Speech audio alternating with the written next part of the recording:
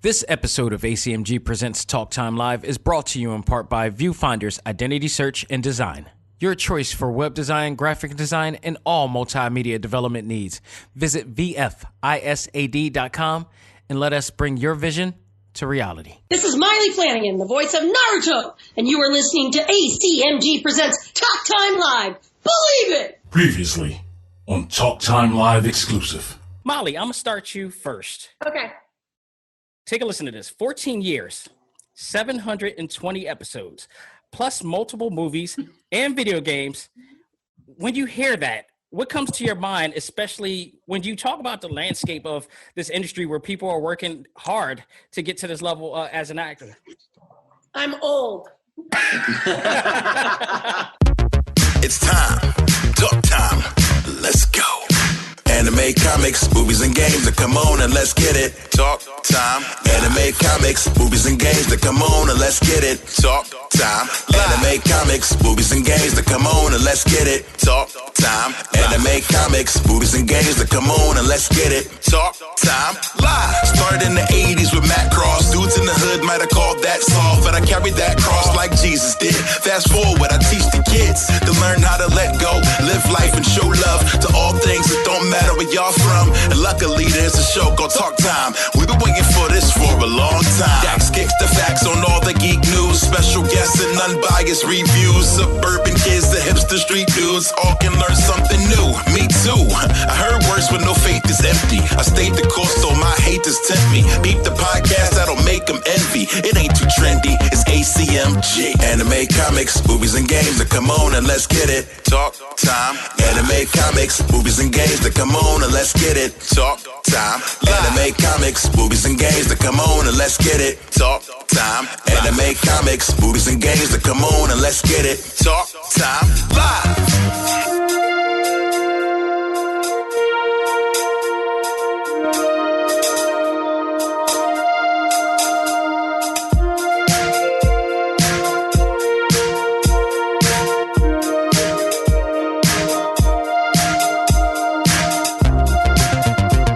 Ladies and gentlemen, welcome back to the Journal of My Life that covers all things anime, comics, movies, and games. This is A.C.M.G. Presents Talk Time Live, the Prime Show. I am your host, Xavier Josiah. A day late, but better than ever. I actually, I'm doing this a day late because there was so much going on in the weekend. And for instance, one of which was the big Q&A panel that I did yesterday, the virtual Q&A panel, that is, with myself along with my co-host Molly Flanagan and the cast of Naruto, as we were a part of a DreamCon event that was absolutely awesome. You heard a clip of it before this show started. I'll talk about more on how you'll be able to enjoy and be entertained by the entire experience that we had. I'll be talking about that later on as well. Well, probably in our next segment, pretty much, because I want to talk about that more and more. But this episode will be focusing on a movie that I am really mad I didn't see earlier. I finally got a chance to see Knives Out, and I decided to review it this week. So that will be our talk topic today. And I've been pushing, if you've been listening to the show, I've been pushing to watch this this more and more, but there are so many things that have come up, so many current event situations that have come up that I had to change the format of what I was going to do. I was going to review this quite a while ago when it was announced that Amazon Prime was going to have this exclusively. And thank Amazon Prime for that, by the way, because I'm really glad. But I'm also, like I said, I'm upset that I didn't see this earlier. So we're going to be talking about that in our talk topic today. We also will be talking about other news involving, a lot of change in Hollywood right now. So we're gonna get down to it, and we're gonna have a lot of fun as always. So sit back, relax, and let's not waste any time. Let's find out what's new in the world of A.C.M.G. And now, it's time to find out what's new in the world of A.C.M.G.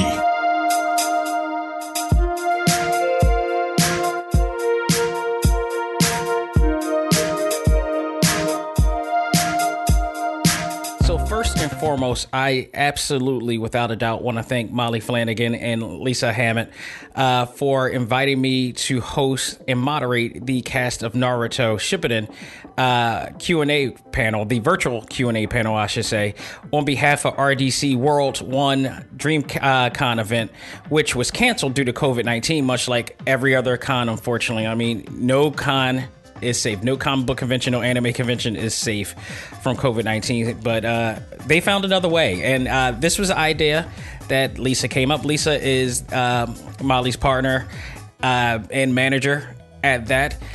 She manages all of Molly's bookings and such like that. She does a great job and a great friend, absolutely great. Her and Molly are just tremendous friends. And Lisa can cook her ass off. I just want to point that out too. I try to keep up. I can't. She like, the woman is phenomenal. But no, Lisa came up with this idea apparently, and to set up a private session where a select number of fans, and if you don't know about DreamCon is a anime convention that is put together by RDC World 1. And if you don't recognize, or you probably do recognize that name, these are a group of gentlemen who have a huge fandom for anime, in particular Naruto, and they've been doing these absolutely hilarious and entertaining videos online for years that has got so much reach because of how they put it together. And you could just look at it and just look like they have so much fun when they do that. And I will eventually get them on the show down the line to talk about that, because I've been wanting to talk about them. And when I found out that, this was all happening and it was by these guys, I was very happy. Not only because it was these guys, but like these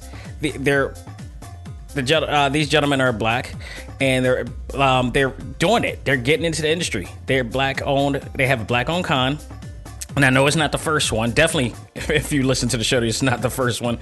But this looks to be on the up and up, and these guys look like they're doing a great job. And unfortunately, COVID did them dirt. That's just the reality of it. But thanks to Lisa,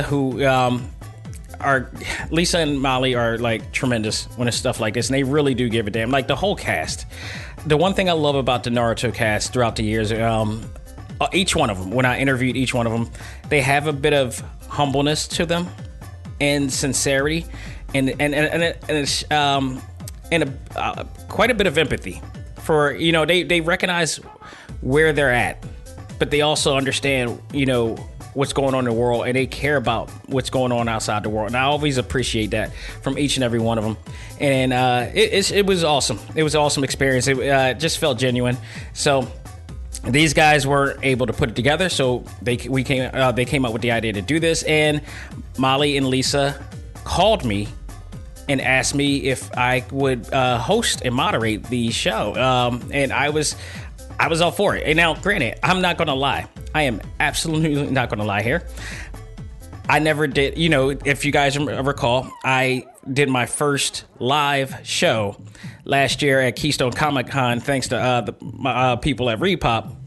And somehow, some way, I knocked it out the park. There were 300 people there in one panel, and there was a group on another panel, but I was able to do it. I had a lot of fun. I, just went with the flow. So, but this was my first live online streaming experience, and I've never done this before. I've seen it done all the time on, from like Wizard World and Repop when they do it. So I was so worried about as to how everything was going to go, because it could go any direction. It could absolutely go any direction. But here's the thing. I like a good challenge. And I just say, regardless of how I felt or how skeptical I was still going to take it on. And that's all that mattered to me. It's like, however this is going to come out, I'm going to learn something from this experience. And I did. I learned that I had a great time with this. I enjoyed it very much. I got to test audio on Zoom, too, because although it sounded phenomenal, there were some things that I felt on my end that needed to be tweaked up, because I underestimated the audio quality of it. But not to say that it didn't sound great at all. It's the audio, my audio and everything sounded great, but there's a lot to learn with Zoom, but it's a lot of great qualities with Zoom. So this was a great thing. There were about like 50 people in this in this session, in this meeting session, and all the cast of Naruto were in there. We had Molly in there. We had who else? The list is long. This is like a Wu-Tang Clan list of people. We have Molly Flanagan, Yuri Lowenthal, who is the voice of Sasuke in The Amazing Spider-Man on the PS4. I can't tell you how much I've been waiting to get to talk with him, and his wife Tara Platt, who plays Tamari on Naruto as well. Now, granted, I'm gonna a little inside thing before we started. When we came in to the when Jay. Jaleesa Sutton, shout out to her, who was a big help in this whole thing and help orchestrate everything going on. She did a great job, but she let them in and they were together, in one screen, and it was awesome. If you go into my Instagram account, you'll see the pictures too of them on there, so you'll see it. And you could go to Dream Convention as well, because they posted it up on there as well at Dream Convention at Dream Convention as well. They have it up there, and it was awesome, absolutely awesome. But I got a chance to say, and I told them, they really cracked up when I said this.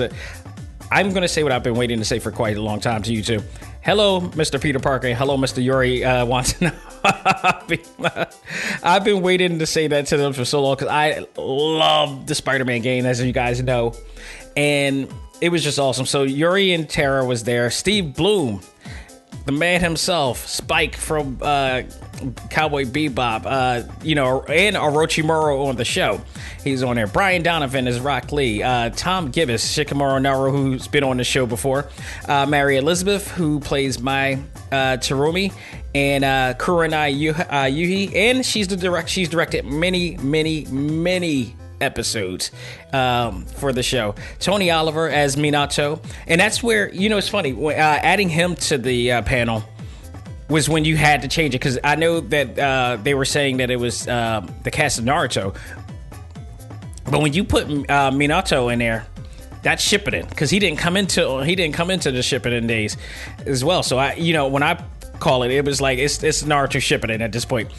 Quentin Flynn, Ikeda Sensei was on there. So it was a loaded cast of people, and I've never had this many people that I had to interview and sit down and do a panel before. Last year it was just two people. I had a whole Wu-Tang Clan list of people on there, and it was awesome. It went off without a hitch. Everything went great. It went more than great, because we had an absolutely fun time. It was like, I felt like, God, I've been watching these game shows lately with these celebrities in here, and it had that feel like when Anthony Anderson is hosting one of these things, all these celebrities come. It felt like that type of vibe, where everybody was just having fun talking about the show and joking around, and you get to see the camaraderie between the actors that have technically worked together, because they all are in separate booths, but some of them do hang out with each other and have fun outside of the venture. And you will see those who actually got a chance to witness it, got to see it. You got to get that inside, you were inside that window of what they were at. And these guys came off totally natural, and it was just awesome. It's just, the other thing that I want to say too, and before I do that, again, thanks to Jaleesa Sutton, who works alongside with RDC World One for Dream Con, and she helped me with the chat questions and for the chat room, and everything just went off so smoothly. But what really, and I'm glad that I have the footage of just the whole entire thing, because I was thinking about just doing like one panel, one side where it was me, and then whenever somebody talks, it shows up where the celebrities start talking. Now we got it all loaded up on our screen, and just so you can see everybody, not only just myself, not only just Jay, not only just the guest actors, but you got to see everybody who was a part of it, including like the attendees, the fans. And what I felt was so beautiful about it was that it was majority black kids in this panel. They were just fans, young black youth that got a chance to see their favorite stars play their favorite characters. And it was, with everything going on, and everything that has gone on for weeks, this was such a beautiful thing to see, and the smiles on their faces and looking at the chat comments and everything. There was no form of negativity. Even though this was virtual, it felt like a con experience, because when you go to a convention, for those who have gone to a convention, you understand this, and I can say this, I've been going to conventions big and small for years now. There's one thing in common with all of them. There is 99.5% negative experience at any of these cons. Like, there's never any like fighting, binging, like drunken binges and everything, or irrationalities or violent. I've never seen anything like that. And because everybody that is attending, everybody who's paid their money and put their money, some depending on what convention it is, a ton of money, you don't want to lose the opportunity to miss out on anything. So you're not going to get into any trouble. Kids are not going to get into any trouble. Adults are not going to get into any trouble. They just want to enjoy it all. When you're there, when you're at a convention, it is just you're all one person. It is one community. It's really weird, because I wish the world was like this, where the United States was one big comic book convention or anime convention, and you don't want to get in trouble. You just want to enjoy life. And that's the way the world should be. Like one big anime convention, because when you go there, nobody cares about who you look like, where you're from, with ethnicity, with orientation. That doesn't happen I've never witnessed it. And if somebody did, it's a rarity. But it was just great, just seeing all these faces. And I looked at everybody. It was like just majority. There was some non-black, fans in there, and they were enjoying themselves. But everything that we've been going on in the last few weeks with the Black Lives Matter movement, seeing this happen and seeing the smiles on their face, and they're enjoying it. And Molly, running off a list of names of the people who were there, and one of them, where is her name? Miss Johnson. I gotta find her. What is her name? Trinice Johnson. I gotta shout her out if she's listening to this, possibly. Molly called off her name, and it was the world to her. You get and trust me, I'll announce this in a minute, but some of you will see it. The look on her face, and we had for obvious reasons, we had a lot of the fans on mute, just in case we get any background noise or anything. But you can see it visually. The look on her face when Molly mentioned her name was the world. For one time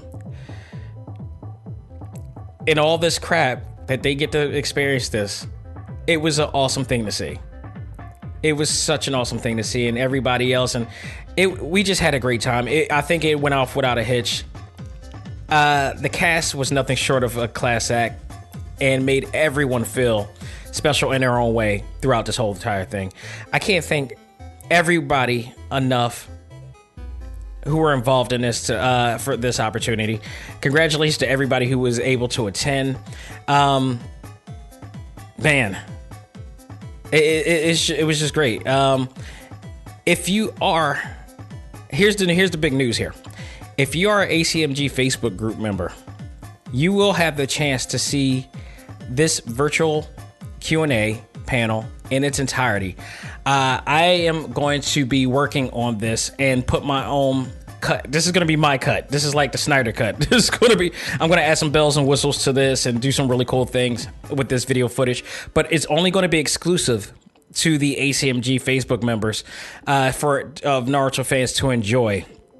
Only members of the group will be able to see this version of the show. So it will. My ideal target is to have it up and running on July 1st, which is a Wednesday. This Wednesday coming up, and it's going to, like I say, exclusively to the A.C.M.G Facebook group. And there, if you're not a member of the group, you can join at facebook.com/groups/ACMG1, and you can request to be in the group. Now, I'm not just going to allow anybody into the group, because we want to make sure that this is a safe environment. This is a refuge for fans of all things anime, comics, movies, and games, as I always mention. So You have to be 18 or older with a legit Facebook account of over 5 years or more.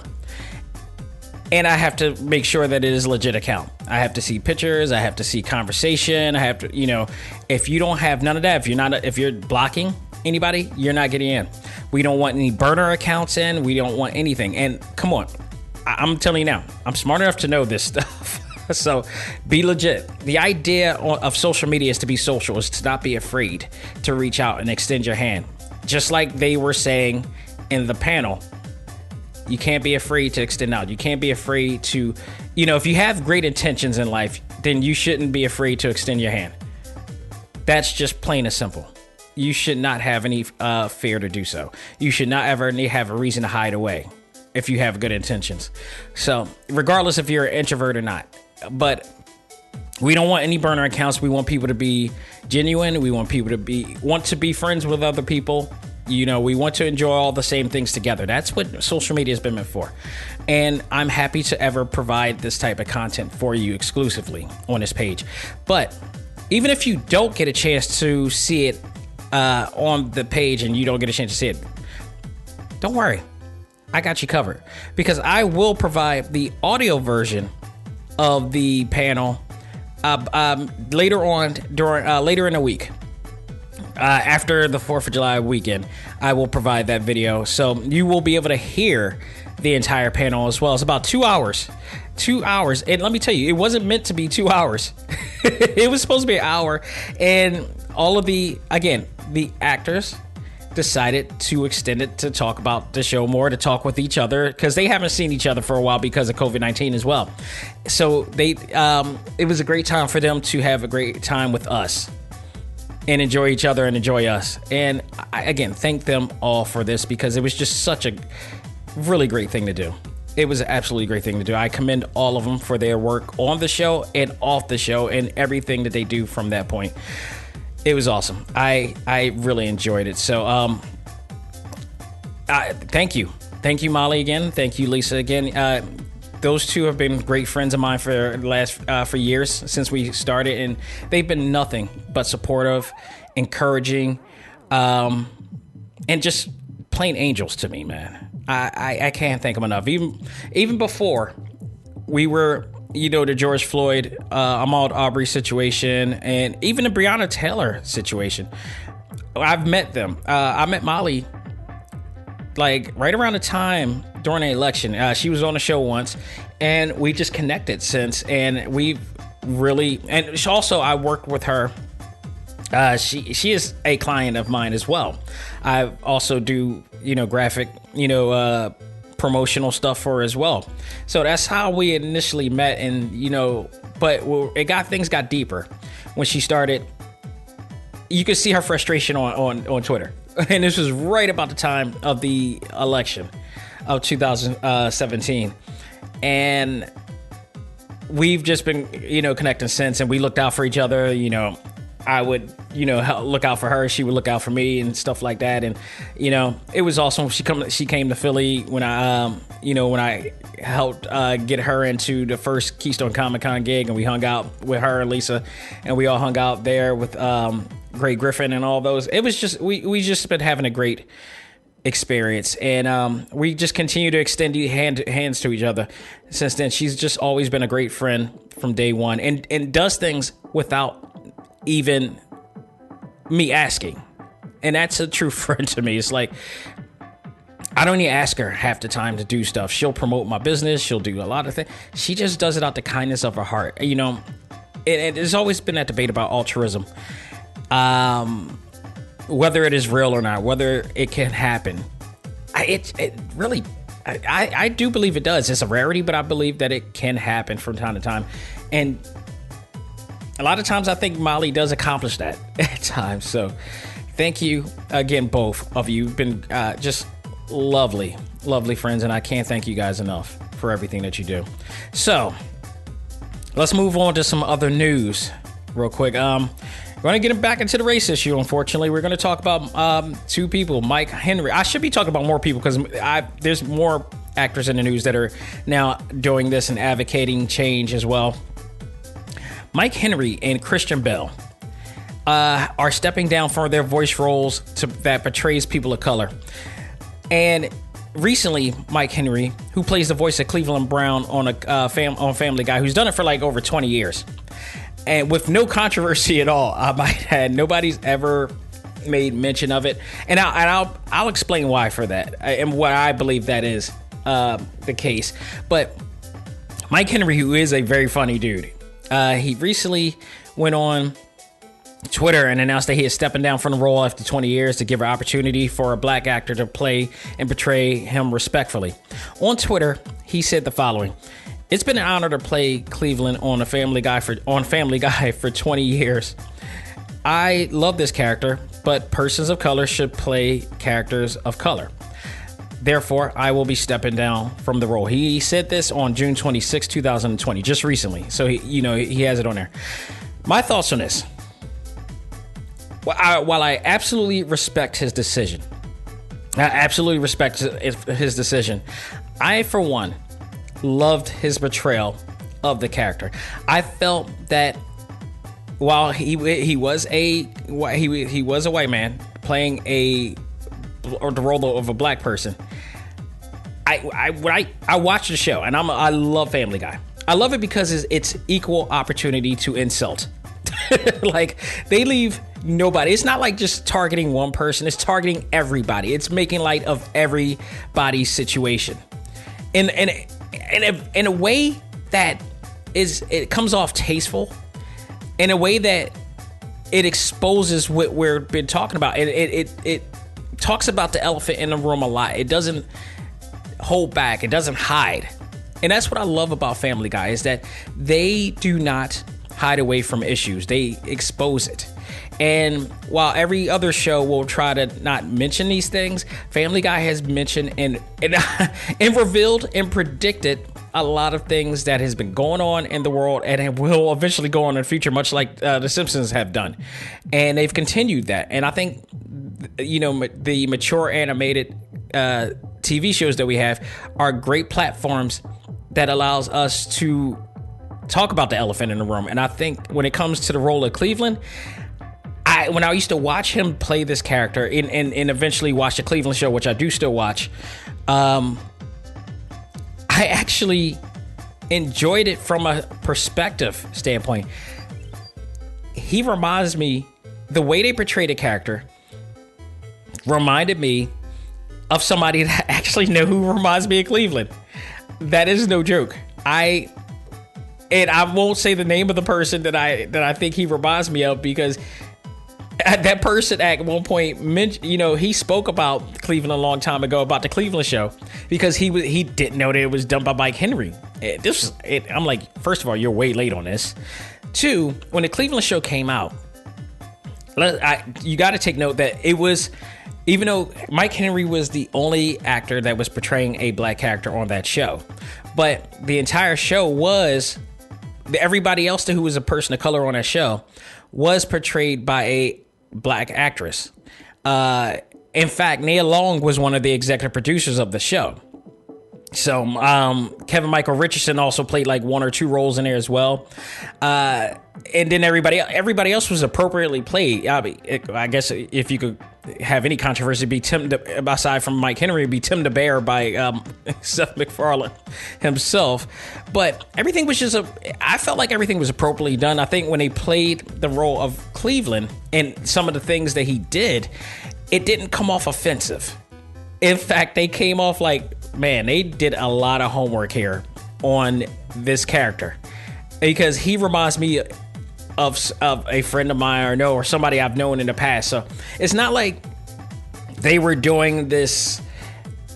To me, it just never came off offensive. I've watched other shows where they did some things that I felt like, oh, this was tasteless, and they didn't really do their homework enough to really make it authentic, or it was just their one-dimensional depiction of it.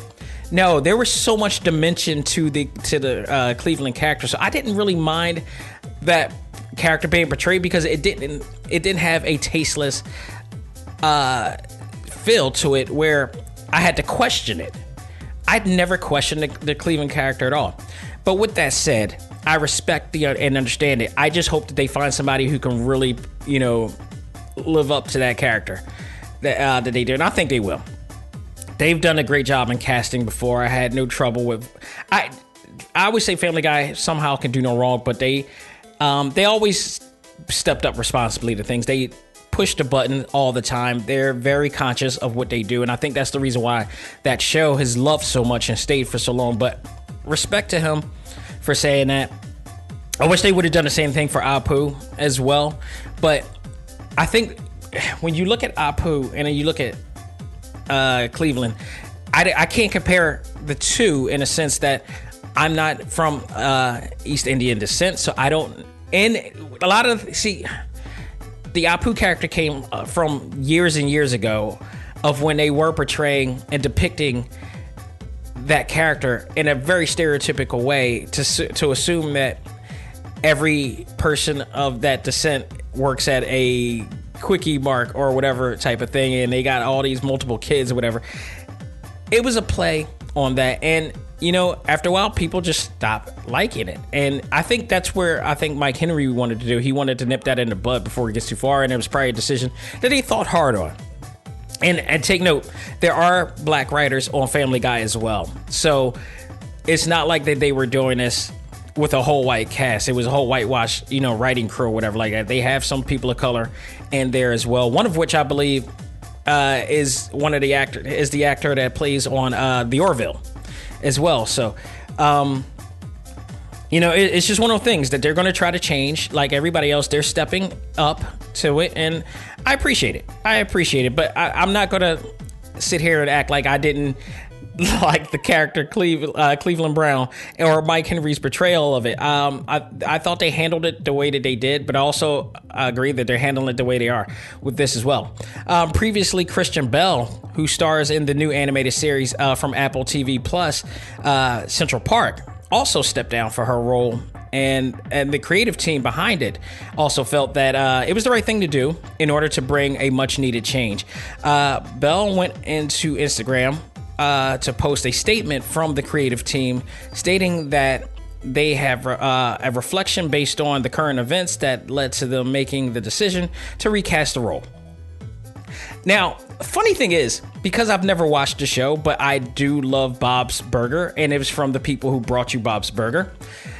For some reason, I didn't mind Mike Henry doing it, but I was a little bit off at the fact that Christian Bell was playing the role of this little girl who is of mixed race. I don't know why they picked me up before I even watched it, and then I watched Cleveland. It's weird, but it is what it is. I think I was okay with Cleveland doing it because they do have some consciousness to it. Whereas I've never watched the show before to see how respectful they were to this character, and I guess they stopped it before it even started. They did do a whole entire season of it with Christian Bell doing it, and maybe they were thinking like maybe if Mike Henry got away with it, they could get away with it. Who knows? I don't know. But they decided to step down with it, and they're going to recast that role for the second season. I have yet to watch that season yet. I will give it a chance eventually just to check it out, and especially now that I know they're going to recast it too. So I want to see what they did with it. But it's just one of these things. I had a conversation on our A.C.M.G Facebook group with some people. I won't name names on this, but in particular, one of them is an actor who, he gets some gigs, and he sometimes doesn't get gigs, and he has his way with things, and I'll just put it at that. But he got into the conversation about his feelings about having too much representation and not enough creativity, whereas saying, why can't we portray these roles? And he understands that there does need to be change, but when is too much, and when is not enough. And I had to question that. Let me see if I can find this, because I need to make sure I get this exactly right to an extent, because it was an interesting conversation, and it wasn't one of those conversations where we got into a back and forth. It was really just questioning the situation here. And let me see. Hopefully I can get past it. But it was in the cuffs of just asking, you know, do they have to change everything? And will they not give opportunities for people to be more creative with roles? Like, here we go. And he basically said he understands why they're doing this, because a person of color needs to be represented. But and hear him out this, and I did hear him out. He said this descends into debate. Isn't this setting a precedent that only cast a person of a role as a person of color should voice a person of color? And the thing is too, he also compared he compared a race swap of a live action film to an animated role. And that's, to me, I felt like that was a contrast. You're putting two different discussions into one. So I had to question that. And what did I say from here? Oh yeah, and I basically told him, like, ask yourself this, because he felt like if they start casting people of color and stuff like that, he felt he was wondering and asking, won't that limit opportunities and cause a divide? And when he said that, I was like, don't you realize what's been going on in America? And I gotta stress out too that the gentleman is not from the U.S. So you have a outline perspective. You got an outsider perspective here. He knows enough based on what he's read or what he's seen on TV or for whatnot. But if you understand how things are, you know that you can only get so much from a 5-minute segment of a TV show or entertainment show. You can only get so much from an article. You can only have so much understanding. But when you live in this for years, and when you have this experience, having an experience outweighs any thought of any perspective, especially anybody from outside of the United States who have felt this. So when he was wondering whether it limits opportunities and causes a divide, and I questioned that, and I asked him, hasn't it already limited opportunities and caused a divide doing it the way that they've been doing it for so long? That's the problem. That's been the problem with that. And, you know, you could say that. That's one way of saying it. But if you've actually been in this country and seen throughout the years of the lack of opportunities, the fact that we always see one black actor in a role with a whole bunch of white actors. It happens all the time. You watch New Girl. It happens a lot. It happens so often. It's always the one to many. It's always a speck of pepper in a sea of salt. And when you put it to that sense, it's like, yeah, there needs to be change. So it's even worse when you have and it happens in anime too. And that needs to be another thing that changes sooner or later as well. Like, I remember when I did the review of Baki, and now they have Muhammad Ali in there, and they got Muhammad Ali Jr. in there. I'm like, all right, y'all better get this right. You cannot have a Caucasian actor do the role of Muhammad Ali, and let alone his fictional son, who is black. You cannot do that. You just can't. And there was I remember when I interviewed Ruben Langdon for Devil May Cry 5. There's a character in there, a black character in there that was voiced by a non-black character. And even worse, that the actor, and I forgot his name, you could go back on there was some huge controversy over some footage that he had, which had him doing some very racist skits. And he claims to be a comedian, his own creative right, and no. And it was like, but you had the audacity to play. And I will credit him. He played it very well. He did a great job. I was just very upset on that note that they chose him to play this character. So it's open for discussion, definitely. But at this point, I think it is time. It is time to give more opportunity for people of color, for black people. Definitely, it's time. If you're gonna create a black character, why not give it to a black actor? You know how pissed people were if Black Panther was not cast, and thank goodness they did, and that dude's a mainstay in there. So I am very happy that this is happening overall, and I'm happy that Mike Henry respectfully stepped down, but I always give him credit. I thought he did a really great job with the character. It's just time. It is just time, and he felt it was time, and they felt it was time.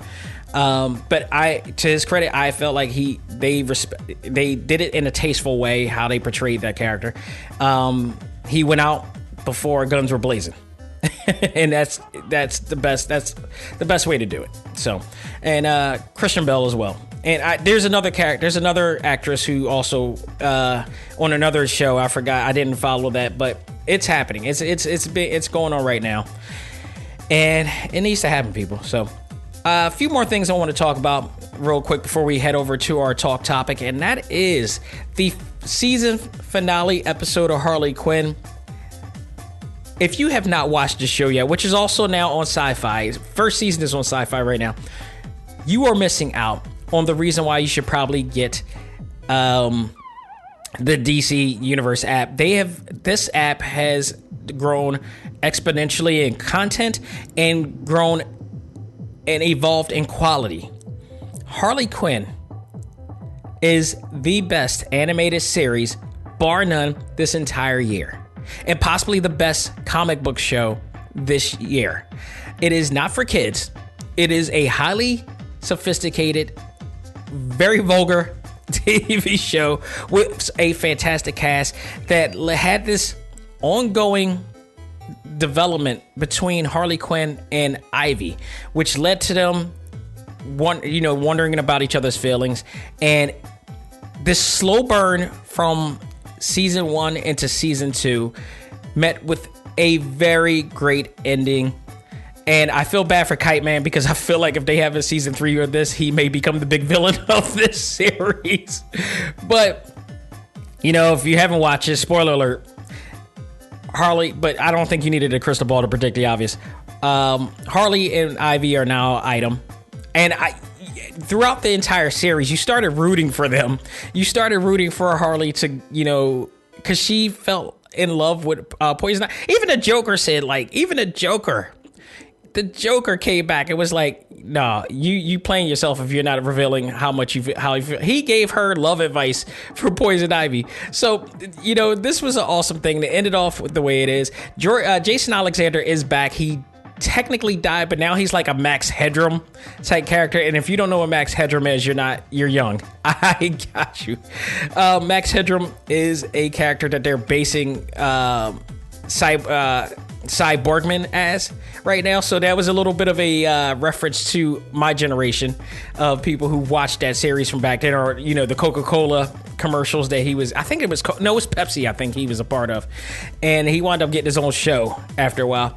But that great episode there, I so enjoyed it. If you have not watched Harley Quinn, there's so much, and you're a DC fan too. You need to be ashamed of yourself, because I'm not exactly a hardcore DC fan, and I love this show, and I love the DC Universe app. It is awesome. For people like me who are casual fans to DC, it's a great way to come in and learn more and enjoy their content in any format that I want, whether just reading their comic books or enjoying the TV shows or the phenomenal animated series that they have. It's a great platform for fans of that nature. So not only that, but the first 3 episodes of Doom Patrol came out as well. And it's hard to describe this show. It's just absolutely bizarre, as it's always been. I compared this to the likes of JoJo's Bizarre Adventure. It has that exact type of vibe where it's very complex. It's very eccentric. It's hard to explain half the time, but for the most part, there's some really great development, and it brings you back every single time. I feel like this show did successfully what Legion failed to do, because Legion, when that was out, it started off like you were able to follow the narrative properly, but they got so artsy with it and so thought-provoking with it that it was hard to really figure out what in the hell was going on, and you get lost in translation of the narrative after a while, and it lost me to the point that I didn't even care when it ended because it was hard to figure out what was going on. But here, you know what was going on. The last season, they were searching for the professor because they loved the professor and they wanted to save the professor from Dr. Nobody, or Mr. Nobody, only to discover that the reason why they got into all these freak accidents was led to them having these abilities or these surgeries or these experiments on was because of the professor. And all of them began to resent him in their own way.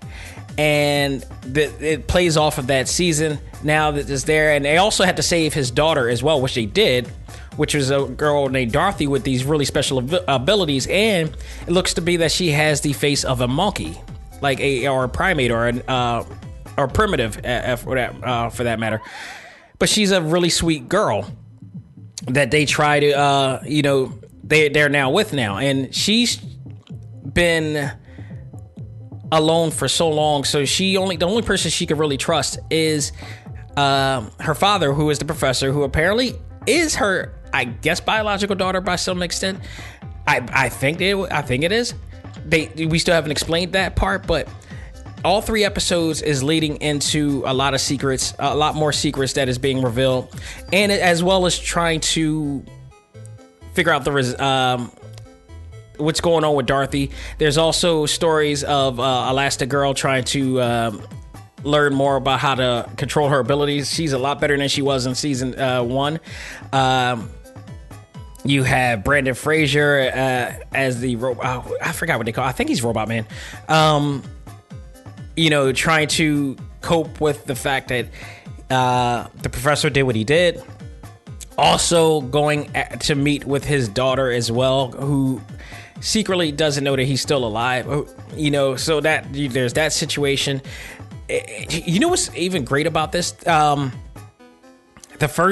second episode, it's really telling about what's going on today. And this was filmed way before the George Floyd situation. But it's like, once again, it's like one of these things. It's like, people, this stuff has been going on way before George Floyd or Ahmaud Arbery or Breonna Taylor or Rodney King or all this, all these things. It's been going on forever. So don't think it's a coincidence when you see new episodes of something that is based on something very relevant right now.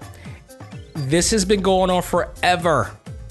And now people are finally snapped out of reality of understanding that this stuff is happening. So don't think it's like they were clairvoyance or whatever. No, this stuff has been going on for a long time. You're just now noticing it. So the episode is very telling, but it brings a new fresh light into what's going on today. So I dig that. Cyborg is also trying to figure himself out as well, and he ends up meeting somebody at a group, at a support group. And I believe this person has a lot more secrets that she's trying to help, because she was enlisted in the army, but under a certain project, which is becoming more revealing by the episode. And I'll tell you one thing we did notice is that Cyborg is only Cyborg from the waist up after his encounter with this woman. So that's an interesting thing to see there. But season 2 is out now. It's awesome. All 3 episodes are fantastic. A lot of crazy stuff, weird stuff. But make sure, if you haven't watched Doom Patrol yet, it's on HBO Max as well. But make sure you watch the first season first, because you're going to get so lost in everything that's going on and you won't be able to follow it. But watch the first season first. This is binge worthy, and go check it out. It's awesome. And subscribe to, I can't speak for HBO Max yet. I heard it was okay right now. It's not the best thing, but I can definitely vouch for DC Universe app. Go check it out if you're a DC fan. It's awesome there. Folks, that will do it for what's new in the world of A.C.M.G. We're going to take a break, come back, and I am going to review what I call the better late than never review of Knives Out. This movie was awesome. We'll find out why right after this. Ladies and gentlemen, this is Xavier Josiah, the host of A.C.M.G. Presents Talk Time Live, the podcast. You want to catch up with all of our podcast shows and hear from some of the hottest names in all of anime, comics, movies, and games, such as... This is Miley Flanagan, the voice of Naruto. This is Stephanie Shea, the voice of Sailor Moon. This is Ruben Langdon, voice of Ken Masters and Dante from Devil May Cry. Hey there, this is Kyle Hebert, the voice of Ryu from Street Fighter V. This is Chris Battle, character designer of Teen Titans Go. Here's your chance to check out all of that and more on TalkTimeLive.com. TalkTimeLive.com provides all of our ACMG content with new and previous episodes, exclusive interviews, articles, and much more. Visit TalkTimeLive.com and let us help you learn to let go, live life, and love all things ACMG. Talk Time Live. This is Tom Gibbous, the voice of Shikamaru Nara from Naruto, and you are listening to ACMG Presents Talk Time Live, and it's not a drag. Do it. And now it's time for our talk topic of the week. Ready? Fight!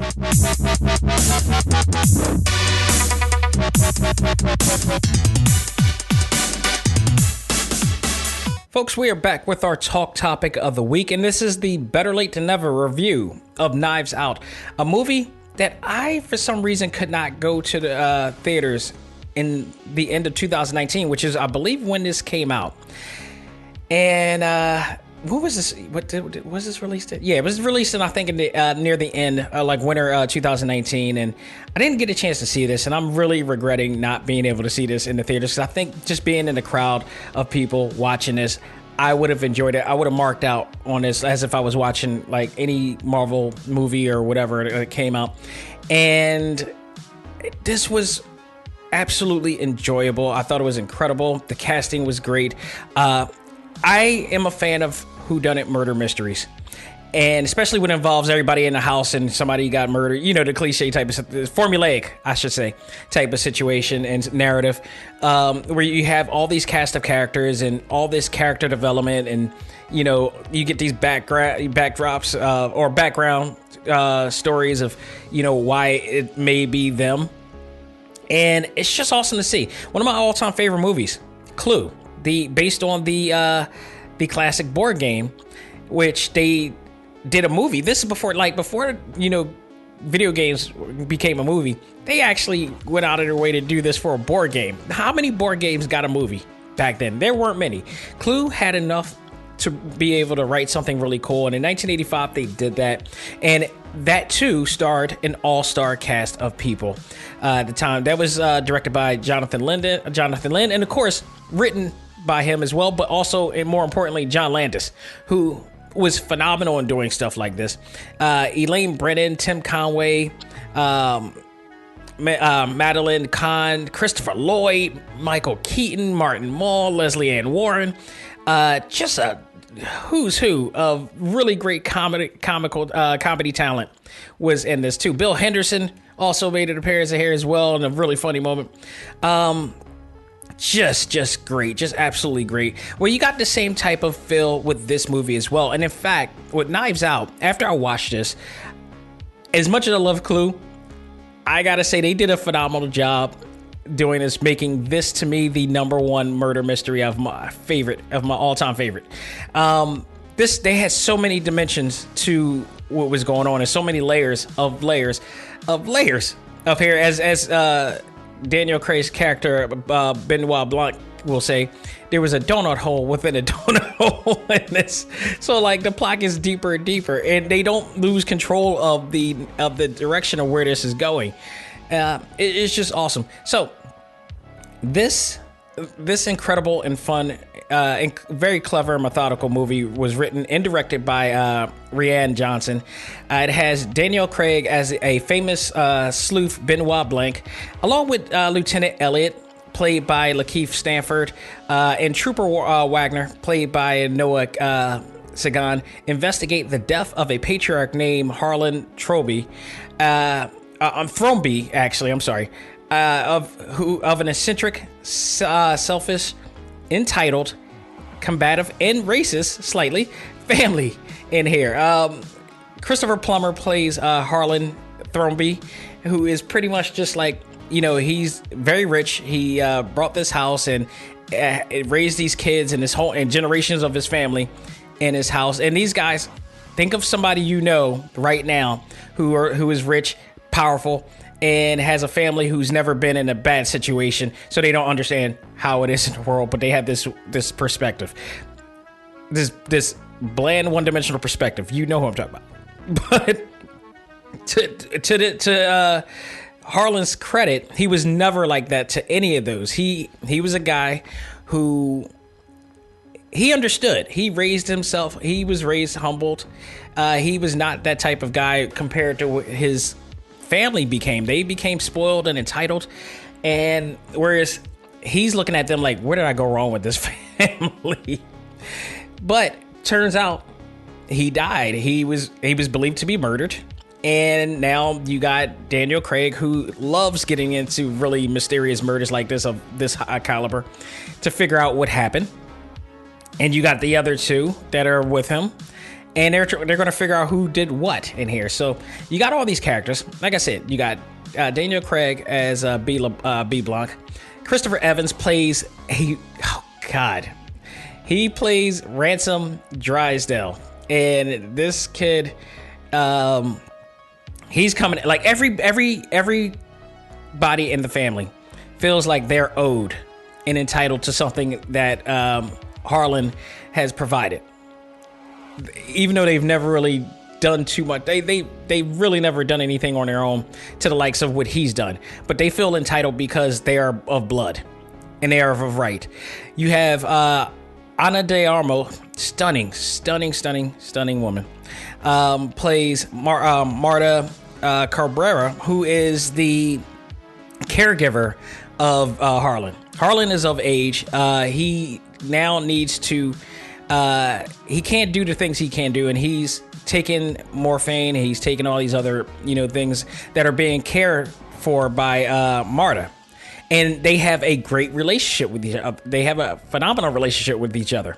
They go together. They, you could see their chemistry and their camaraderie. Like, it was like they had an equal type of companionship, not in a love, not in a intimate type of way.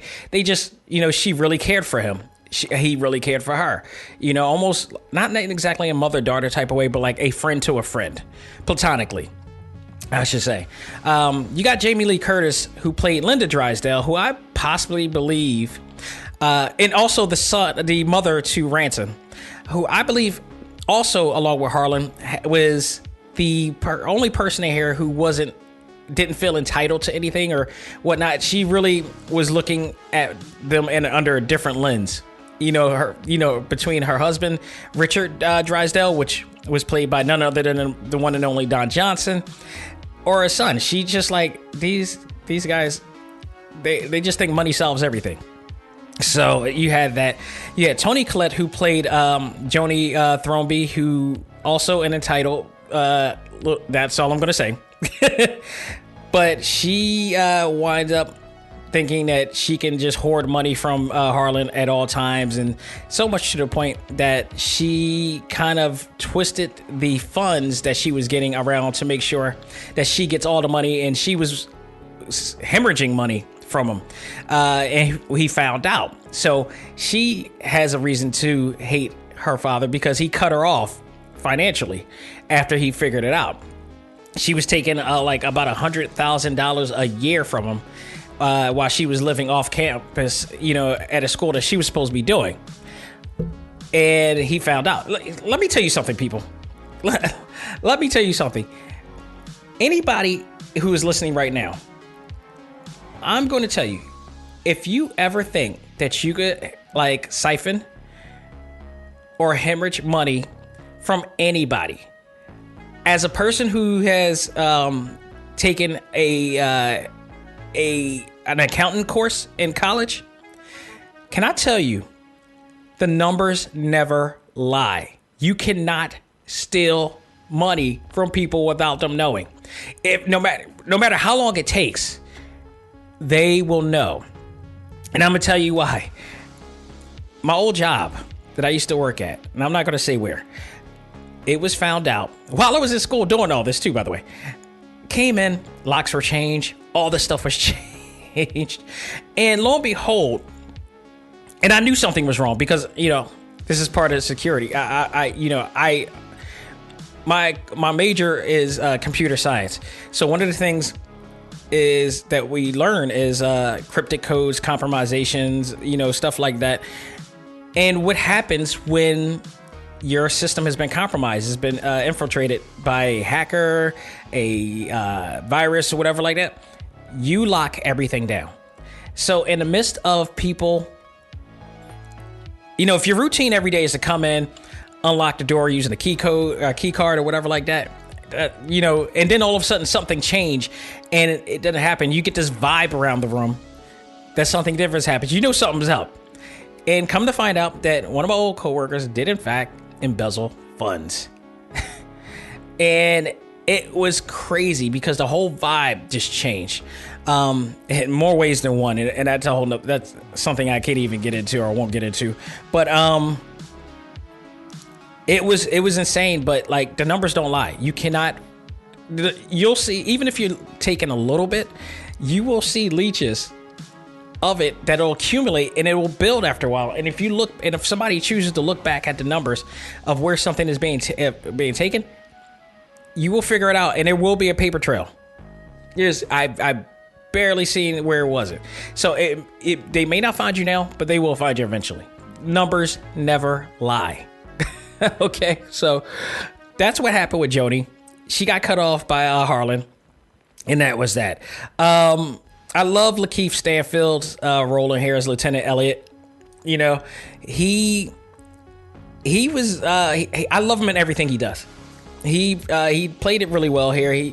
But he didn't exactly. He was still trying to figure out what was going on. But you had Blank in there, or Blanc in there, that was really putting everything into perspective because he has what I consider a third dimensional mindset. He really thinks out of the box of how people react, how, their behaviors, stuff like that.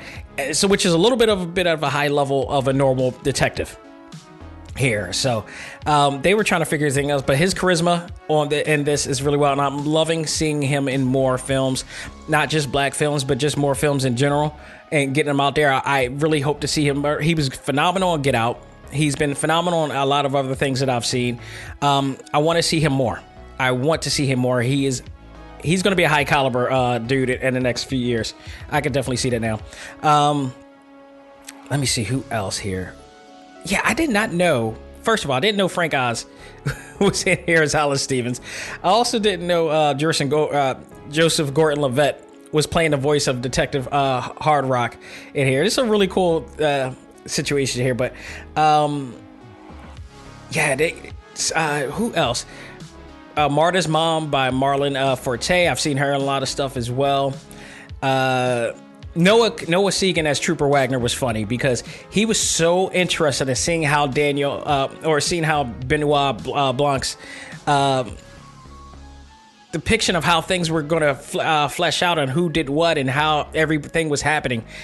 He was so amused, whereas like Lieutenant Elliot was like, wait, this doesn't make any sense. He's asking questions like Wagner is like, let him do his thing. This is getting interesting. And he had this look on his face like he just wanted to grab popcorn and just watch the whole thing.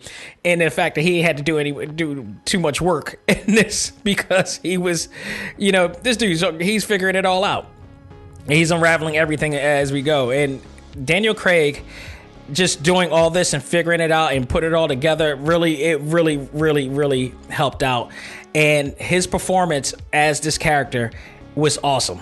His performance on here, he was so passionately into it and playing around with the ideas of things. And there were some really funny moments when he's just talking to himself and narrating the ideas of what can happen and throughout the whole thing.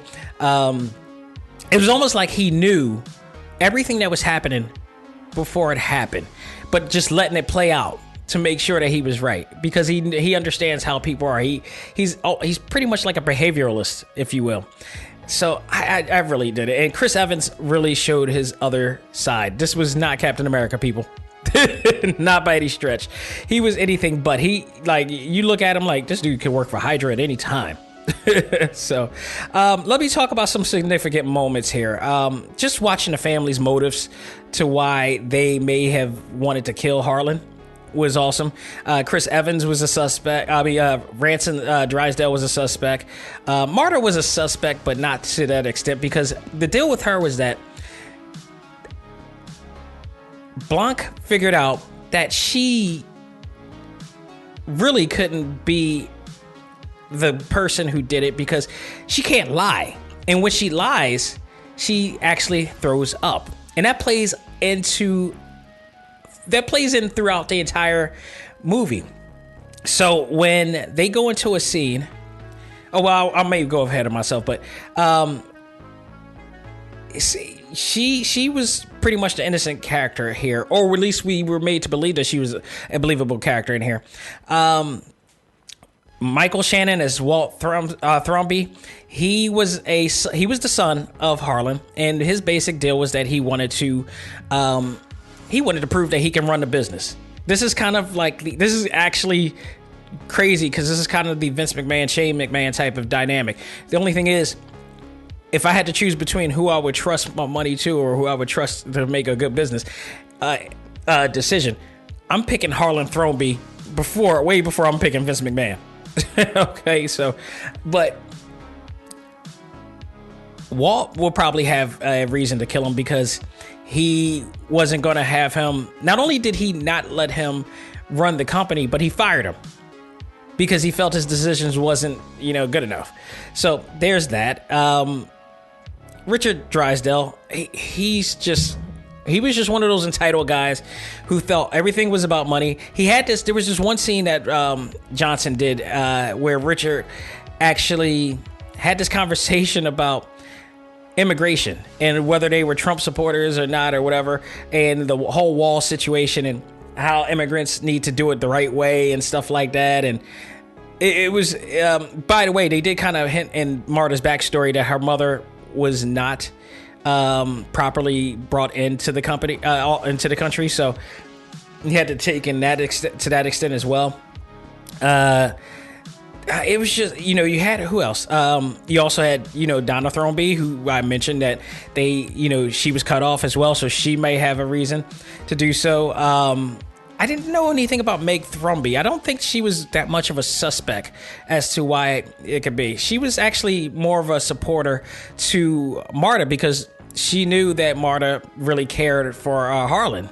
So you had that dynamic there too. And they always said that Marta was a friend of the family. But for some reason, she could not make it to the funeral, or they didn't invite her to the funeral. And it was funny because everybody in the family who said that she couldn't make it to the funeral also said, like at one point or another to her, that they voted for her to come. But everybody said the same thing, but everybody voted that she shouldn't be there. So it was weird. So you have those things going on with the motive. And then also watching Benoit Blanc just ponder on who hired him to solve the murder, because that was also a thing that became the second layer of this mystery. And because it's not only they didn't hire him to do it, somebody else out of the blue hired him to do it, which kind of was a means to throw off the whole entire case. So also watching Benoit explain how Ranson was the one who set up Marta for the murder of Fran. That was awesome. That was the third layer of this whole thing. So that, during the movie, he's saying like there's a donut hole, but there's another donut hole within a donut hole, I think, or something of that nature in there as well. And then also at the end, how they used Marta's inability to lie as a way of tricking Ranson into confessing, I should say, that he was the one behind the entire murder. And I thought that was awesome. And the cool part was, which is, depending on who you talk to, it was the cool part, they saved the visual hurling at the end because she did it as a projectile to hit right at Ranson after he confessed, which means that she lied to get him to confess. And it was so awesome. And they recorded it. So they all set it up completely. It was awesome. It was very well done. I loved everything that happened at the end. The plot just got so deep and so complex, but still easy to follow what was going on. This movie was absolutely amazing. Overall, if you have not seen this movie yet, kick yourself in the ass like I kicked myself, and go out of your way to check this out. If you have Amazon Prime, go check it out now. All of your favorite actors from a lot of other shows are on here, and you'll enjoy it. It's not a horror of any kind. My wife even enjoyed it. My wife even absolutely enjoyed it. And I think part of it is the reason why I think she was able to enjoy it is because I told her it was like Clue. She doesn't like watching horror movies or really violent movies.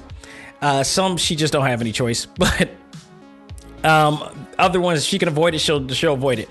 But when I said this was like Clue, she saw Clue before, and it was enough to get her to watch, and she absolutely enjoyed it just as much as I did at the end. We were both like, wow, this was an amazing movie. Amazon Prime has it up. They have exclusive rights to play it for members of the Prime accounts. So go out of your way to check that out. It's awesome. I give this an A+, and I wish I would have added this to the movies of the year, but this deserves every bit of credit for everybody that did do. Rian Johnson, kudos. Awesome. Go out of your way to check it out. Folks, that will do it for this edition of Talk Time Live Prime. Thank you guys so much for all of it. Thank you for all the opportunities. Thank you for listening. Please spread the word of the show. Keep supporting this show. Thank you, Molly Flanagan, Lady Hokage. Thank you, Lisa Hammett. Thank you to the entire cast of Naruto Shippuden for doing what you're doing.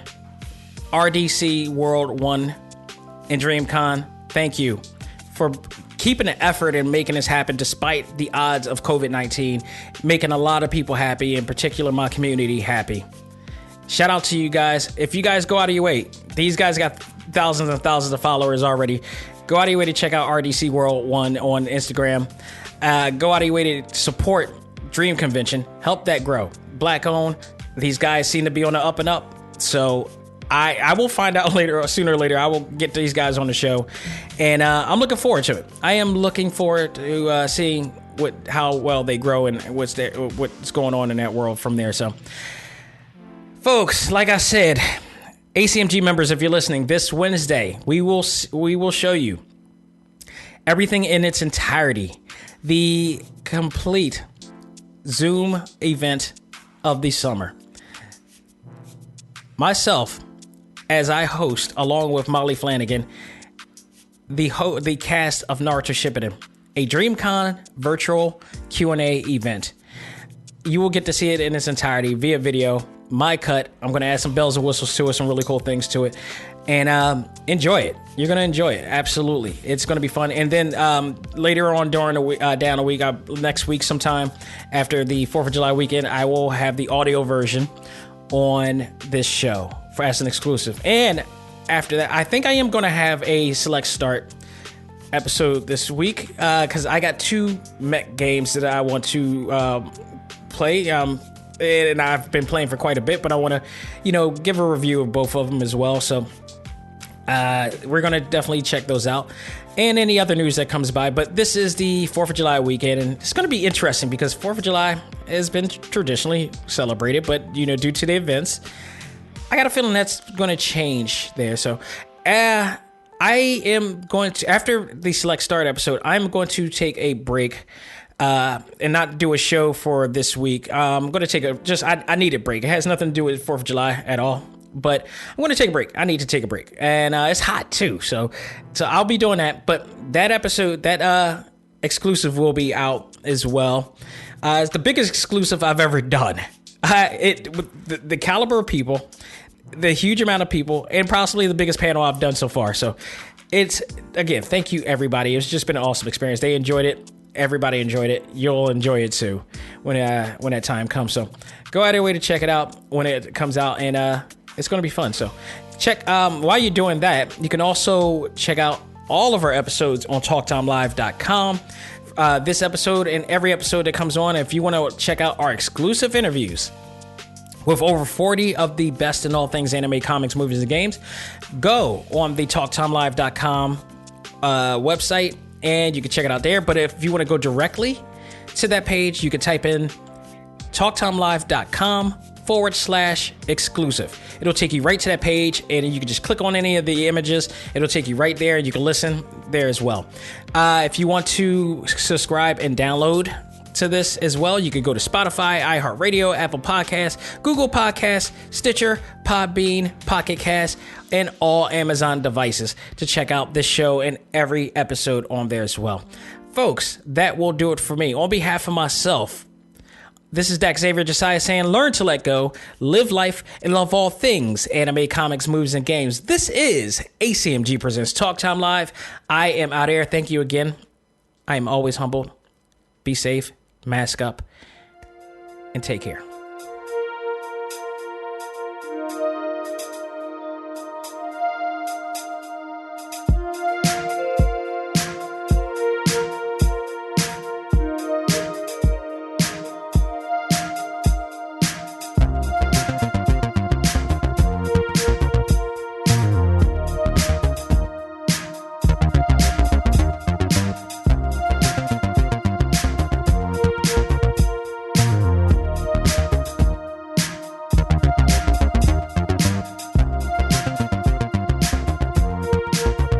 Music for this episode is provided by Game Chops. Check out these great chiptune tracks and more at music.gamechops.com.